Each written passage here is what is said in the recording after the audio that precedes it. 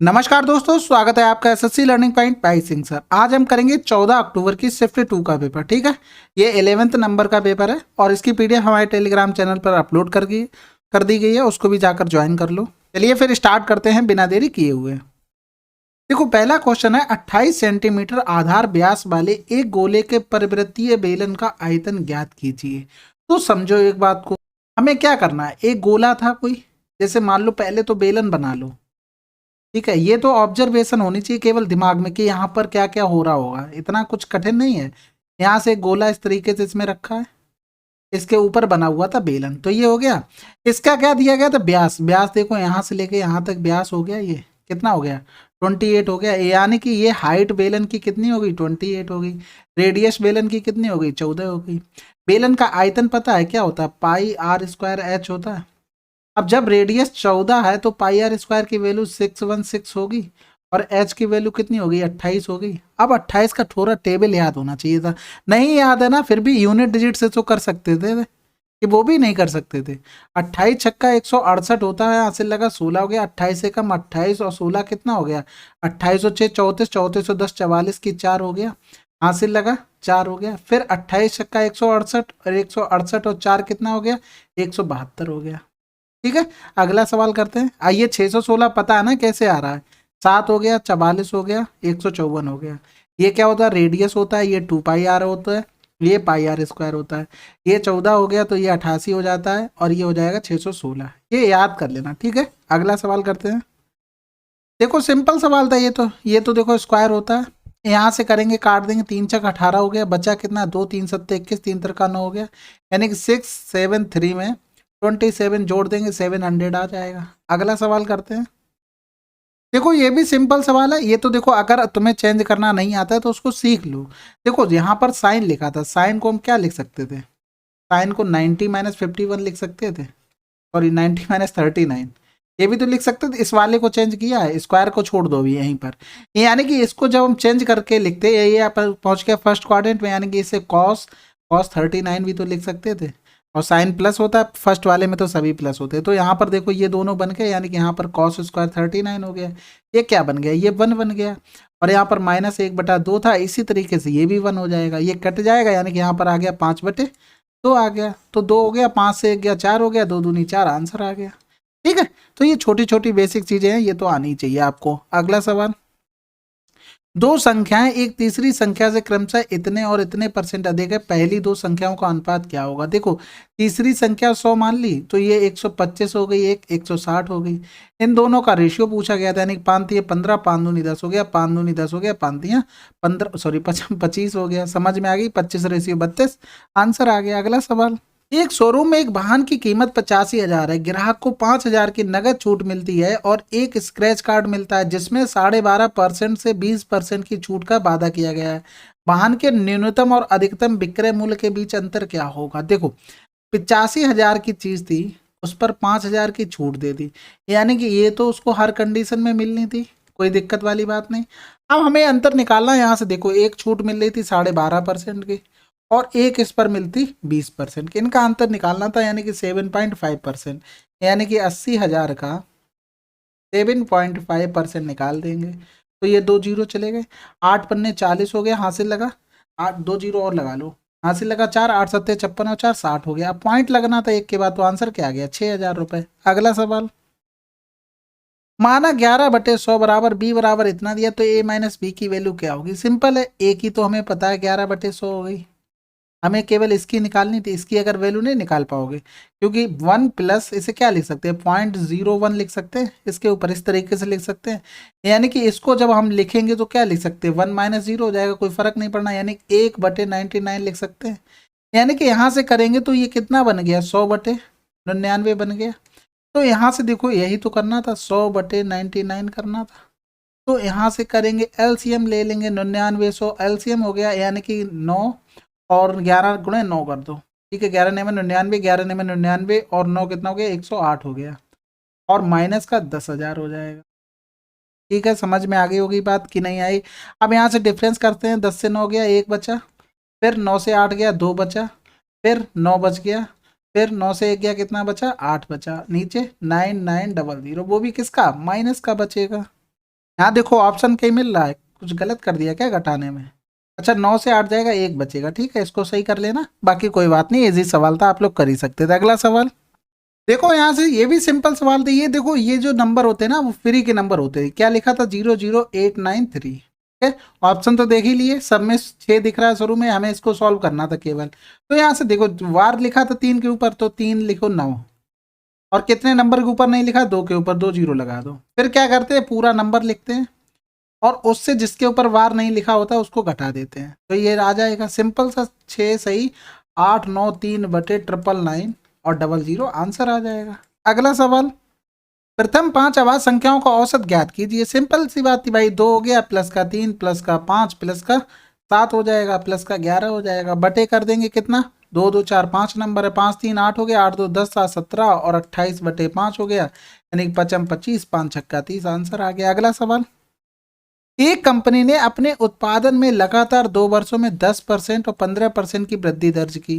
Company ने 2 वर्ष पहले कितने इकाइयों का उत्पादन किया था यदि वर्तमान उत्पादन इतने इकाई है? तो देखो, हमने मान लिया x किया था, 10% की वृद्धि का मतलब 11 बटे 10 हो गया, 15% की वृद्धि का मतलब 23 बटे 20 हो गया, ठीक है, और फिर कितना हो गया? 101200 हो गया। सिंपल सी कैलकुलेशन कर लो, यहाँ से करेंगे तो 11 9 99, 2 बच गया, 11 दूनी 22 हो गया, फिर 2300 को 92 हो गया, 4 दूनी 8 दिख गया ना, 8 दिख गया, आंसर भी मार दो यहीं से 80,000। 2 जीरो ये है, 1 जीरो 2 ये है, ठीक है। अगला सवाल, यदि कोई व्यक्ति 5 किलोमीटर प्रति घंटा के बजाय 6 किलोमीटर प्रति घंटा की चाल से चलता है तो वह 5 किलोमीटर अधिक चल पाता है। 5 किलोमीटर प्रति घंटा की चाल से उसके द्वारा तय की गई दूरी क्या होगी? देखो, स्पीड में रेशियो 5 और 6 है, तो डिस्टेंस में रेशियो क्या हो जाएगा? 5:6 हो जाएगा। इनमें डिफरेंस कितना है? इनमें डिफरेंस ये है, 1 है, 1 बराबर 5 हो गया। फिर वो कह रहा 5 किलोमीटर प्रति घंटा की चाल से उसके द्वारा तय की गई दूरी, यानी कि कौन सी दूरी? ये चल रहा है, यानी कि 5 बराबर कितना हो जाएगा? 25 किलोमीटर। अगला सवाल, शिबा ने एक फाइनेंस कंपनी से वार्षिक रूप से चक्रवृद्धि की जाने वाली 20% वार्षिक ब्याज दर पर 12,000 की राशि उधार ली। 2 वर्ष की अवधि के लिए चक्रवृद्धि ब्याज क्या होगा? देखो सिंपल सी बात है, 20% हो गया। अब 20% को या तो रेशियो से बना लो, 20% को 1/5 करेंगे तो 5 से चीज 6 हो गई, 5 से फिर 6 हो जाएगी, क्योंकि 2 साल कह रहा था तो स्क्वायर करना पड़ेगा, यानी कि 25 और 36 हो गया। हमें ब्याज निकाला था, यानी कि डिफरेंस देखना पड़ेगा, डिफरेंस देखा तो हमें 11 डिफरेंस मिल गया, यानी कि 25 की वैल्यू हमें दी गई थी कितनी? 12,000। हमको 11 की वैल्यू निकालनी थी, समझ में आ गई बात? यानी कि यहाँ से करेंगे 25 चौको 100, 25 अट्ठे हो गया 0, 8 8 4 12 हो गया, और 8 4 12 4 1 5 हो गया, आंसर आ गया। या तो क्या किया करो, जैसे ही देखा तुम्हें आसान सी मिल गई क्या प्रिंसिपल, तो तुरंत फार्मूला लगा दो ये वाला, और ओरल लगाना है, ऐसा नहीं कि लिख रहे वहां बैठ के। तो देखो 20 20 40 हो गया, वहां से 2 2 4 आ जाता, यानी कि 44% हमें निकालना था किसका? 12,000 का, डायरेक्ट 44% हमें निकालना था, यानी कि 0 12 चौक 48, 12 चौक 48 4 52, यानी कि आंसर आ गया, ठीक है। अगला सवाल, 16,340 की राशि 13% वार्षिक साधारण ब्याज की दर से उधार दी जाती है। यदि 5 वर्ष बाद ब्याज रुपए x है तो x के अंकों का योग क्या होगा? समझ रहे हो ना बात को? ये अभी तो सिंपल इंटरेस्ट है, ये चीज चक्रवृद्धि में भी कर सकता है, फिर सब कुछ फेल होंगे, देखना होगा तो वही, जब माने उसने यहाँ से छोटा सा चेंजमेंट किया है तो वहां पर भी तो करेगा ना। 5 दूनी 10 हो गया, यहाँ से 2 अट्ठे 16 हो गया, 2 एकम 2, 2 सत्ते 14 हो गया, तो 13 सत्ते 91 हासिल लगा, 9 हो गया, 13 एकम 13 और 9 कितना हो गया? 22 हो गया, हासिल लगा 2, 13 अट्ठे 104 और 2 106 हो गया, यानी 6 2 8 1 9 1 10 आंसर आ गया। अगला सवाल, देखो ये दिया गया था सिंपल सा, या तो देखो वैल्यू पुटिंग से कर लेते तब भी तुम्हारा आंसर आ जाता, वो अलग चीज़ है। वैल्यू पुटिंग तो देखो मैं बताता ही नहीं हूँ, रीजन क्या है, बाई चांस आप कहीं फंस गए फिर क्या करोगे? यहाँ से देखो एलसीएम लेंगे तो ए बी सी नीचे हो गया, ऊपर जाएगा तो ए बी प्लस का बी सी प्लस का सी ए, फिर बराबर 0 हो गया, यानी कि यहाँ से आ गया ए बी प्लस का बी सी प्लस का सी ए बराबर 0 हो गया। यानी कि ये मिलता किस में है? ये मिलता है ए प्लस बी प्लस सी का होल स्क्वायर, बराबर कर देंगे ए स्क्वायर प्लस का बी स्क्वायर प्लस का सी स्क्वायर प्लस का क्या हो जाता है 2ab और बी सी प्लस का सी ए, ये मिलता है। बात समझ गए होंगे सभी लोग कि नहीं समझे? फिर यहाँ से देखो हमें इसकी जगह वैल्यू रखनी थी, इसकी जगह हम जैसे ही वैल्यू रखते तो क्या मिलता? किसी की भी जगह रख लो, नहीं रखना चाहते तो वैसे कर लो, यानी कि इसकी जगह हम 0 भी तो रख सकते थे, यहाँ पर अगर जीरो रख देते तो देखो यही तो दोनों मिल रहे थे, बात खत्म हो गई। ठीक है, बेकार में फर्जी में दिमाग लगा रहे थे। अगला सवाल, एक सब्जी विक्रेता आलू 22 किलोग्राम बेचता है जिसमें 18 रुपए प्रति केजी पर खरीदा था। ठीक है, 22 रुपए प्रति केजी बेच रहा है और 18 में खरीद के लाया, परंतु वह बेचते समय 1 केजी की जगह 850 ग्राम ही आलू देता है। विक्रेता द्वारा अर्जित वास्तविक लाभ परसेंटेज क्या होगा? देखो सिंपल सवाल है बिल्कुल। देखो 22 रुपए की चीज वो 18 में बेच रहा है, मतलब सॉरी 18 की चीज 22 में बेच रहा है, यानी कि यहाँ से उसने कुछ प्रॉफिट लिया।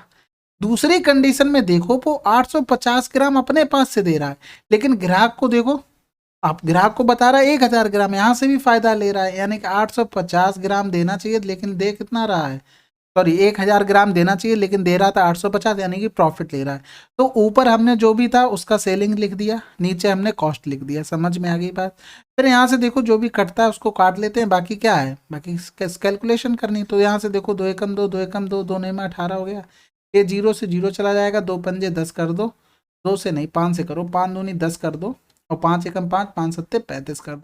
यहाँ से हो गया 11 दूनी 22, 220, 17 में 153 हो गया, यानी कि कितने का प्रॉफिट लिया? 10 से 3 गया 7 बचा, फिर यहाँ बचा कितना 1 बचा, यानी कि 11 से 5 गया 6 बच गया। इतने का प्रॉफिट लिया किससे? 153 से गुणा कर देंगे 100।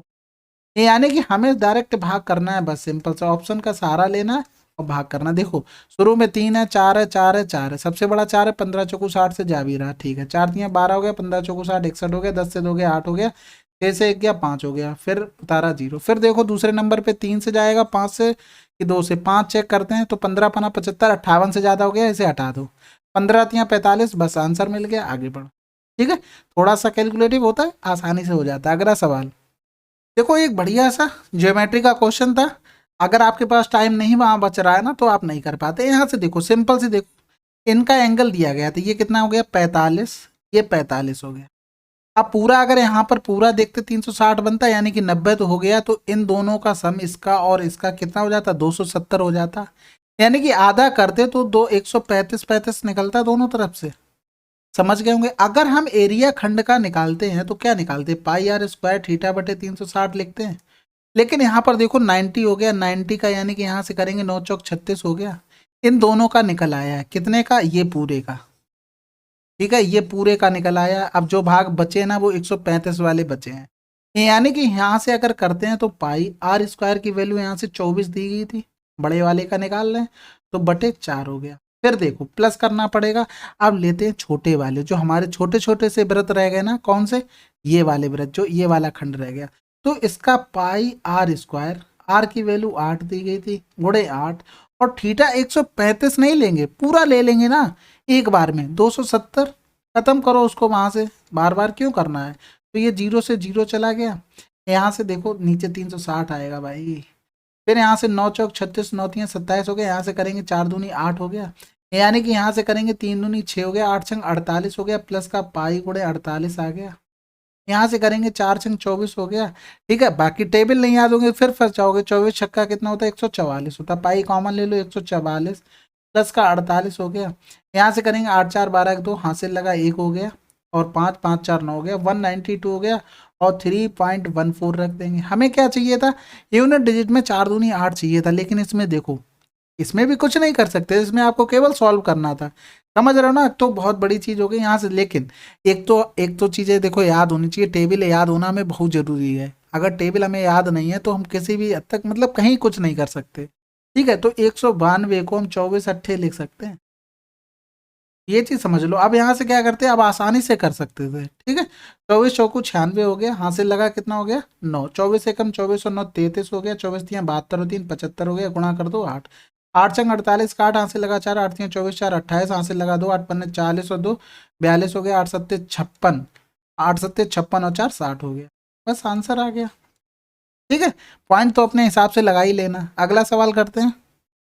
देखो ये भी सिंपल सवाल था, अगर आपको थ्योरम पता है ना तो आसानी से कर लोगे। अगर तुम्हें पता है कि a प्लस बी प्लस सी बराबर 0 है, तो ए क्यू प्लस का बी क्यू प्लस का सी क्यू बराबर 3abc होता है। बात समझ गए? यानी कि हम इनको अगर इसको मान लेते ए, इसको मान लेते बी, इसको मान लेते सी, इनको जोड़कर देखते हैं, a माइनस का बी प्लस का बी माइनस का सी प्लस का सी माइनस का ए, ये देखो सारे कट गए, जीरो आ गया, यानी कि इसके बराबर क्या आ जाएगा, इसके बराबर हम लिख सकते हैं 3a माइनस का बी माइनस का सी माइनस का ए। बस सिंपल से यही आंसर था। अगला सवाल, ए एक कार्य को 120 दिनों में कर सकता है, बी उसे 150 दिनों में कर सकता है, वे 20 दिनों तक एक साथ कार्य करते हैं। फिर बी चला जाता है और ए अकेला कार्य जारी रखता है। उसके 12 दिन बाद सी ए से जुड़ जाता है और कार्य 48 और दिनों में पूरा हो जाता है। ठीक है, सी कितने दिनों के में कार्य कर सकता था यदि वह अकेले कार्य करता? तो देखो, ए कर रहा था 120 दिन में और बी कर रहा था 150 दिन। एलसीएम लेंगे तो देखो जीरो तो आ ही जाएगा, कोई समस्या नहीं किसी प्रकार की। बाकी 60, तो देखो यहाँ से 12 पंजे 60 और 15 चौकू 60, ये तो एलसीएम है। अब दोनों ने शुरू किया तो एक साथ 9 काम करते एफिशिएंसी से, और 20 दिन काम किया, टोटल काम कितना कर दिया? 180 काम कर दिया। यानी कि 600 से 180 काम हो गया, बचा कितना? 0, 10 से 8 गया 2, 5 से गया 4, इतना काम बचा। अब क्या किया, ए अकेला कार्य जारी रखता है उसके 12 दिन बाद, यानी कि ए ने 12 दिन और काम कर लिया, तो कितना दिन हो गया? 60 काम और हो गया, यानी कि 60 घटा देंगे तो काम बचा कितना? 12 से 6 गया 6 बचा, यानी कि 360 काम बचा। अब सी 7 आ गया, उसके क्या किया, ए प्लस सी ने ये काम कर दिया, दोनों की इफिशियंसी से भाग हुआ होगा, तो कितने दिन में हो गया? 48 दिन में हो गया। यानी कि यहाँ से अगर ए प्लस सी की इफिशियंसी निकालें तो 12 3 36, 12 चौक 48, यानी कि 15/2 आ गई। ए की इफिशियंसी पता थी, यानी कि यहाँ से घटा देंगे 15/2 माइनस का 5, तो हमें पता लग जाएगी किसकी? सी की इफिशियंसी पता लग जाएगी, कितनी है? 5/2 है। अब इसको अकेले काम करना था, कौन सा? 600 वाला काम। 5 2 ऊपर चला जाएगा, यहाँ से करेंगे 12 पंजे 60 होता है, 240 दिन लगेंगे। ठीक है, थोड़ा सा लंबा था प्रोसेस, बिल्कुल ही जीता। अगला सवाल, निम्नलिखित में से किस बैंक में दिए गए वर्षों में ऋण के संवितरण में लगातार वृद्धि हुई? देखो किस में लगातार वृद्धि हुई, पहले तो देखो यहाँ पर लोग कितने हैं? 5 है, यहाँ पर कितने हैं? 4 है। सबसे पहले तो मेरा काम होना चाहिए, तो पूछा क्या नहीं गया? सी नहीं पूछा गया, इसको हटा दो बस। ठीक है, फिर यहाँ से देखो वृद्धि हुई, फिर कमी हो गई, हटा दो। फिर देखो वृद्धि हुई, कमी हो गई, हटा दो। फिर कमी हो रही, हटा दो। फिर वृद्धि वृद्धि वृद्धि वृद्धि, आंसर लगाओ, आगे बढ़ो। अगला सवाल, 10 गुणे 5 गुणे 6 आयाम वाले एक ठोस घनाओं को इकाई लंबाई के घन बनाने के लिए पिघलाया जाता है, ऐसे सभी घनों की लागत क्या होगी? एक घन की लागत 20 रुपए। तो देखो पहले तो देखो घन बनेंगे कितने, उसके बाद लागत निकालेंगे। लंबाई कितनी दी थी? 1 इकाई, यानी 1 का क्यूब करेंगे, कोई फर्क पड़ना कोई नहीं, यानी कि इतना ही तो निकलेंगे। टोटल नंबर ऑफ घन आ गए 6 पंजे 30, यानी कि 300 घन हो गए, 20 के हिसाब से लगना था, यानी कि कितने रुपए हो गए? 6000 रुपए हो गए। अगला सवाल, कुछ श्रमिक 30 दिनों में एक कार्य पूरा करने के लिए सहमत होते हैं, 10 श्रमिक काम पर नहीं आते हैं, शेष श्रमिक 50 दिनों में कार्य पूरा करते हैं। मूल रूप से कार्य करने के लिए कितने श्रमिक सहमत हुए थे? सिंपल सी बात है, टोटल काम आ गया, 10 लोग भाग गए, तो पौआ बहने निकल गए, 50 दिन में कर दिया पूरा। समझ गए होंगे ना, यानी कि 0 से 0, इधर हो गया 3x, इधर हो गया 5x और माइनस का 50 हो गया, यानी कि डिफरेंस करेंगे तो x बराबर 50/2 करना पड़ेगा, यानी कि स्टार्टिंग में कितने रहे होंगे? 25 रहे होंगे। ठीक है, ज़्यादा चकल्लस में मत पढ़ा करो, जिससे इससे कितना टाइम लगना सवाल में, बिल्कुल भी नहीं। अगला सवाल करते हैं। चलिए फिर, आपका कंप्लीट हो गया 14 का second part in sense second shift आपकी कंप्लीट हो गई है। कमेंट करके जरूर बताना कि आपको कैसा लगा और समझ में आ रहा कि नहीं आ रहा। आप लोग कमेंट बिल्कुल नहीं कर रहे हैं, ठीक है, मैं ऐसे ही चिल्लाता रहता हूँ लेकिन फर्क कोई किसी को नहीं पड़ता। चलिए फिर मिलते हैं अगले वीडियो में, तब तक के लिए जय हिंद जय भारत।